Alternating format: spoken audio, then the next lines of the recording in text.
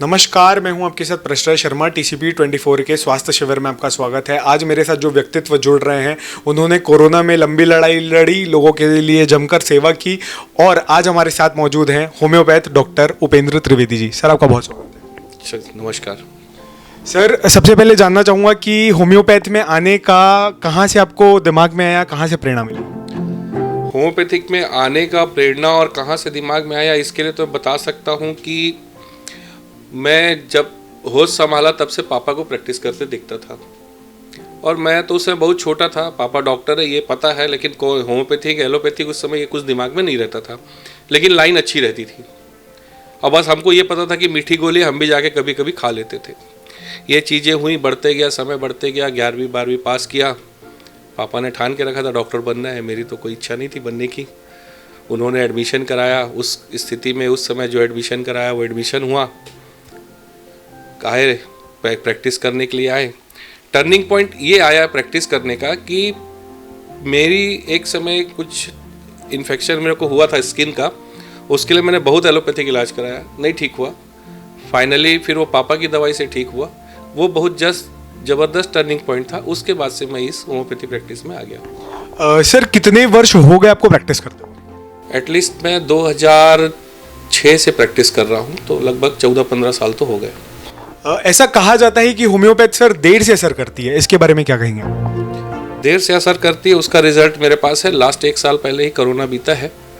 मेरे पास कोविड का पेशेंट जो आया है पहली बार और दूसरी बार, उसको तीसरी बार आने की ज़रूरत नहीं पड़ी। सबसे क्रिटिकल केस था और उस दौर में जो ऑक्सीजन लेवल 60-62 तक के पेशेंट आए, 80 तक के पेशेंट आए, उन सब को हमने 24 घंटे से 48 घंटे में, आज भी हमारे पास रिकॉर्ड है, सब रिकवर हुए हैं। तो बात जब चल रही है कोरोना की, तो सर हमारी पड़ताल में हमें ये पता चला कि त्रिवेदी ब्रदर्स जो डॉक्टर हैं, उन्होंने सैनिटाइजर और मास्क के इस्तेमाल में थोड़ी सी पाबंदी लगाई थी। आपने ये नहीं कहा था कि इसका यूज़ मत करो, लेकिन मुझे पड़ताल में ये पता चला कि इसके यूज़ के लिए आपने अपने एम्प्लॉयज़ को, अपने कर्मचारियों को भी मना किया था। सर, इसके बारे में जानना चाहिए। मना नहीं किया था। क्या होता है, भय दिखा के आप किसी का इलाज नहीं कर सकते। पेशेंट मेरे पास आया हुआ है मास्क पहन के, उसके घर वाले पूरे पहन के, उसको ऐसा देख रहे जैसे मानो उसने बहुत बड़ा क्राइम कर लिया है और उसको घर में एक कमरे में बंद कर दिया। वो व्यक्ति अकेले में क्या करेगा? उस व्यक्ति के अंदर से मैंने भय निकालने के लिए ये कहा कि आप अकेले हो, इस सब चीज़ को हटा दो और मैं तुम्हारे सामने खुद बैठा हूँ, क्योंकि उस चीज़ को मैं ट्रीट कर रहा हूँ, मैं उस चीज़ को देख रहा हूँ, मैं तुम्हारे सामने खड़ा हूँ, मैं तुमको छू रहा हूँ, तुम्हारी पीठ को ठोक के तुम्हारा ऑक्सीजन फिजियोथेरेपी कर रहा हूँ। तो वो जो उसका हौसला बढ़ा, उस हौसले के साथ साथ जो दवाई ने काम किया, उससे पेशेंट रिकवर हुआ। मेरा मकसद मास्क को हटाने से ये था कि उसके अंदर का भय खत्म हो, जो मैंने किया। सर, तो लगभग कितने पेशेंट्स को आपने इस पूरे कोविड दोनों वेव के दौरान, जिस समय पीक में था, उस समय को भी मैं इसमें ऐड करना चाहूँगा, और उसके अलावा फर्स्ट वेव, कितने लोगों को आपने इससे बाहर निकाला? कम से कम 3 से 5 हज़ार के बीच का औसत रहा है। उस समय तो गिनती नहीं। सुबह 11 बजे हम आते थे यहाँ पे क्लिनिक में, और मैं और दीदी स्टाफ में हम लोग रहते थे दोनों साथ में। तो कभी 5-6 बजे खाना खा के गए, 6:30 आए, रात के 2 बजे तक हम लोगों ने मरीज देखे। अब 11 बजे से 2 बजे के बीच, और उस समय ऐसा था कि किसी पेशेंट का लेटर पैड में नाम लिखने का भी समय नहीं मिलता था। हाँ, क्या नाम है, ऐसा, ये फटाफट, ये दवाई, ये 2-2 घंटे 3-3 घंटे में। कोई बाहर कार में ऑक्सीजन सिलेंडर लगा के लेटा हुआ तो उसको भी जाके दवाई पिलाना पड़ता था बीच में। ये ऑन रोड में लाइन से कारें खड़ी रहती थी यहाँ पे। तो ऐसा करते उस समय तो दिमाग में ये होश ही नहीं था कि कौन सा मरीज कहाँ क्या है। अब वही 6 महीने बाद कोई पेशेंट नांदगांव से आता है, वो बोलता है सर आप कोविड में मेरे को ठीक किए थे, ऐसा वो, तो वो बताता है। तो हाँ, उससे पूछता हूँ कि उससे मेरी जो माइंड में वो रिकवरी होती कि हाँ मैंने इसको ठीक किया है करके। सर, बहुत बधाई देना चाहूँगा आपको इस सामाजिक और जन सेवा के लिए। सर, होम्योपैथ पे दोबारा आना चाहूँगा मैं। ऐसा सुनने को मिलता है कि होम्योपैथ दवाई लेते समय हमें खुशबूदार चीज़ें नहीं खानी चाहिए, जैसे कि प्याज हो गया, लहसुन हो गया। सर, इसके बारे में आप बताइए। देखिए, होम्योपैथिक दवाई लेने के समय खुशबूदार चीज़ें नहीं खाना चाहिए, ये आवश्यक है उसमें। क्योंकि क्या होता है इन दवाइयों, अब जब आपने कहीं मान लीजिए लहसुन खाया है या प्याज खाया है या इलायची लौंग खाया, उसका जो मुंह में स्वाद रहता है, हमारी दवाइयों को स्पेशली जीभ के नीचे रख के चूसना पड़ता है। तो उसके कारण, उस सुगंध के कारण दवाइयों का असर जो है वो थोड़ा कम हो जाता है। क्योंकि नेचुरल चीज़ें हैं, हमारी दवाइयाँ भी नेचुरल है। और नेचर का नियम क्या है? Stronger always suppress the weaker. मजबूत जो है हमेशा कमजोर को दबाएगा। तो वो सुगंधित चीज़ों के बीच में उसकी स्मेल से हमारी दवाइयाँ कहीं ना कहीं कमज़ोर पड़ती है, इसलिए इसका परहेज है। सर ऐसा यूजुअली होम्योपैथ में कहा जाता है कि दवाई देर से असर करती है, मतलब मैं कह लूँ कि अगर मेडिकल इमरजेंसी हो तो फर्स्ट एड के तौर पे हम होम्योपैथ को यूज़ नहीं कर सकते। सर इस बारे में क्या कहेंगे? देखिए, फर्स्ट एड में मेडिकल इमरजेंसी में होम्योपैथी का उपयोग नहीं कर सकते ऐसा नहीं है। मेरे पास एक एग्जांपल है, एक पेशेंट 180 का बीपी मेरे पास लेके आया था, आधे घंटे के अंदर उसको मैंने 120 130 में करके भेजा है। हाँ, ये है कि हमारे पास इंस्ट्रूमेंट नहीं है, सिर्फ मेडिसिन है। तो हर पैथी में कुछ प्लस होता है, कुछ माइनस है। हमारे पास इंस्ट्रूमेंट नहीं है, ये हमारा माइनस पॉइंट है। बाकी हमारी पैथी मेडिसिन हर चीज़ की है, इमरजेंसी में थोड़ा सा पीछे है। तो दर्शकों, जैसे कि आप देख सकते हैं कि डॉक्टर साहब ने बताया कि इंस्टेंट इलाज अवेलेबल है होम्योपैथी में, लेकिन इंस्ट्रूमेंट्स पे जब बात आती है तो वहाँ पर होम्योपैथ थोड़ा सा पीछे जाता है। सर एक धारणा ये भी कही जाती है कि होम्योपैथ जो डॉक्टर्स होते हैं वो स्टेरॉइड सर्व करते हैं। सर इस बारे में क्या बताना चाहिए? किसी दवा में स्टेरॉइड नहीं है, एक लाइन में एक जवाब। देखिए, बहुत ही सुंदर, किसी भी दवाई में स्टेरॉइड्स का इस्तेमाल होम्योपैथ द्वारा नहीं किया जाता। सर अगर मैं बड़ी बीमारी की बात करूँ, जैसे कैंसर हो गया या HIV हो गया, क्या इस होम्योपैथ की फील्ड में, इस मेडिकल में इसका इलाज है? होम्योपैथिक, देखिए मैं अपने अनुभव के बेस पे बता, होम्योपैथिक इतनी बड़ी है और मैं इतना विद्वान नहीं हूँ कि मैं इसको बखान कर सकता हूँ। आज से 6 साल पहले मेरे पास HIV का पेशेंट आया था जो चलने की स्थिति में नहीं था।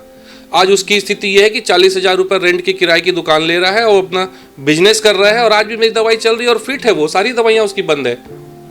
वो पेशेंट कभी भी आप उसको आपको परिचय करा सकता हूँ। ये है कैंसर की पेशेंट की बात।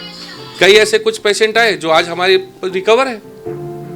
तो पैथी नहीं बोलती, डॉक्टर का एक्सपीरियंस बोलता है। तो जो हमारे पास जो अनुभव है वो पेशेंट का अनुभव शेयर कर रहा हूँ।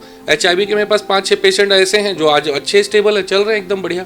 कैंसर के भी बहुत सारे ठीक। सर एक बहुत ही दिलचस्प सवाल की ओर मैं आगे बढ़ूंगा। अगर होम्योपैथ और एलोपैथ को देखा जाए तो होम्योपैथ वर्सेस एलोपैथी में आप एलोपैथी को किस जगह पे देखते हैं और होम्योपैथ को किस जगह पे देखते हैं? देखिए, ये तो वही प्रश्न हो गया ना। आपने एक माँ से पूछा आपको दोनों में से कौन सा बेटा प्यारा है।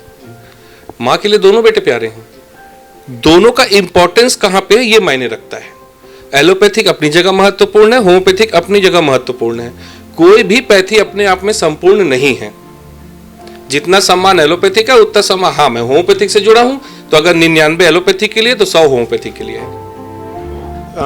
दर्शकों, जैसे कि देख सकते हैं हम कि एक होम्योपैथ डॉक्टर होने के नाते इन्होंने एलोपैथ को दरकिनार नहीं किया है, लेकिन साथ ही साथ होम्योपैथ को इन्होंने प्रायोरिटी दी है। सर मैं अगले क्वेश्चन में आना चाहूँगा। आपके इतने साल के प्रैक्टिस में, इतने साल के इतिहास में कभी ऐसा दिन आया होगा जब एलोपैथ में किसी मरीज का इलाज संभव नहीं हो पाया होगा और वो अपने होम्योपैथ के द्वारा उसको ठीक किया होगा? सर इसके बारे में जानना। आज से करीब 12 साल पहले एक लड़की आई थी मेरे पास, 8 साल की उम्र की थी। उसका यूरिन टोटल स्टॉप हो चुका था। यहीं के किडनी हॉस्पिटल रायपुर से आई थी। उसकी किडनी लगभग खराब हो चुकी थी और उसका यूरिन टोटल बंद था और उसको विशाखापट्टनम ले जाने की तैयारी थी। किसी ने मेरा एड्रेस दिया, वो पेशेंट मेरे पास 6 बजे आया था और दूसरे दिन उनको विशाखापट्टनम जाना था। तो मैंने उनको ट्रीट किया और मैं भी उस समय नया नया था, उतना कॉन्फिडेंस नहीं था। इसमें मैंने अपने पिताजी की सलाह ली थी और उसको मैंने कहा कि अगर कल सुबह तक यूरिन नहीं होता है तो आप विशाखापट्टनम उसको ले जाना। बट मैंने उसको दवा दी, रात के 12 बजे उसको यूरिन हो गई।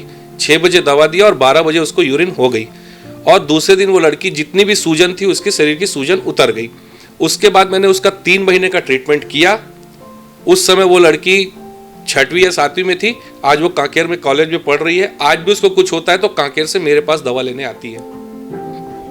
दर्शकों, जैसे कि आप लोगों ने देखा इस पूरे इंटरव्यू में कि होम्योपैथ में सभी दवाओं का, सभी बीमारियों का इलाज संभव है और साथ ही साथ बड़े से बड़े जैसे कैंसर, HIV और हम बात कर ले कितनी भी बड़ी बीमारी की, और जैसे कि डॉक्टर साहब ने हमें बताया कि ऐसे कई पेशेंट्स हैं जिनका इलाज एलोपैथी में संभव नहीं हो पाया, उन्होंने होम्योपैथ में आकर उसका इलाज करवाया है और आज वो क्योर है और वो बहुत बेहतर कंडीशन में। सर अगली सवाल और आखिरी सवाल की ओर जाना चाहूँगा। जैसे कि स्वास्थ्य शिविर हमारे कार्यक्रम का नाम है, सर हमारे दर्शकों को स्वस्थ रहने के लिए आप क्या कुछ टिप्स देना चाहेंगे? स्वस्थ रहने के लिए एक टिप मैं ये देना चाहूँगा।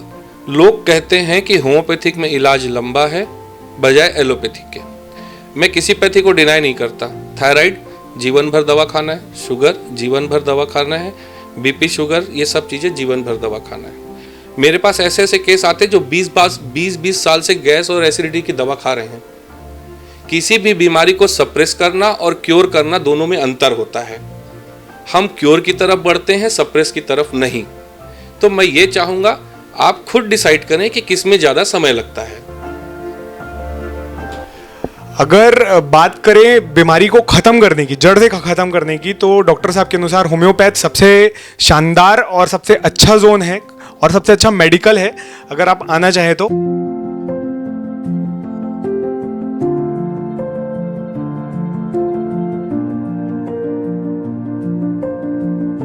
तो ये थे हमारे साथ डॉक्टर उपेंद्र त्रिवेदी, होम्योपैथ, जिससे हमने स्वास्थ्य से रिलेटेड बहुत सारे विषयों में बात की और इससे रिलेटेड बहुत सारी चीज़ों का उन्होंने हमें उपाय भी बताया।